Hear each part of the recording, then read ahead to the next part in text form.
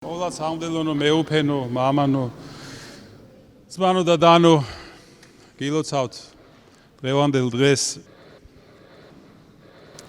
ჩვენ მოვედით მისი უწმინდესობის და უნეტარესობის საფლავთან რომ დავლოცოთ მისი სული და მადლობა უთხრათ მისი დიდი ღვაწლისთვის მამობრივი მსახურებისთვის რომ მან შექმნა ააშენა თანამედროვე ჩვენი ეკლესიის სულიერი ცხოვრება და დაგტოვა ჩვენ როგორც დიდი ოჯახი, როგორც მამა ტოვებს თავის დიდ ოჯახს.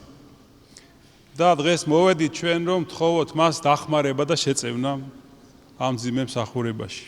აი, კრებაზე მე ვთქვი რომ ვაცნობიერებ ერთის მხრივ რა დიადი მოწოდებაა ეს და მეორეს მხრივ ვაცნობიერებ საკუთარ უძლურებას და სიმწირეს.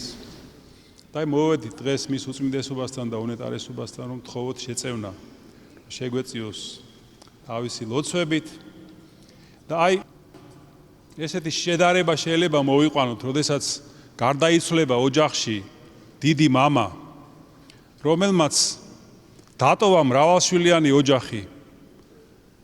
ააშენა ყველაფერი, რისი აშენებაც კი შეიძლებოდა. დარგო ბაღი, გაამშვენა ეს ბაღი. ყველაფერი გამართა და თავის შვილებს დაუტოვა. და ეს შვილების ვალია რომ ეს ყველაფერი შეინახონ, განავითარონ და ეს გზა გააგრძელონ.